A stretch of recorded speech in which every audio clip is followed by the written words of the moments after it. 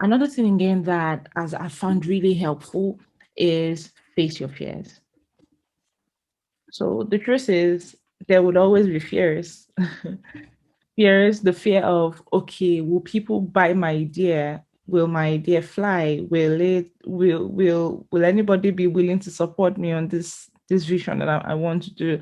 What if this happens? What if that happens? What if people don't like it? What if I get stuck in the middle? There will always be what ifs, always. Always. There will always be what ifs. So it's you then just sitting down to reflect. Okay, let's even think about it. What's the worst that can happen? Right? Once you go ahead to start, what's the worst that can happen? Think about it. What's the worst that can happen? Okay.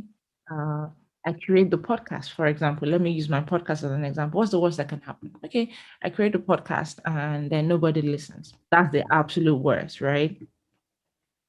What if people listen? What if people are blessed? You know, rather than think of the negatives, what about all the awesome things that can possibly happen if you just go ahead to start that vision and start that thing in your heart?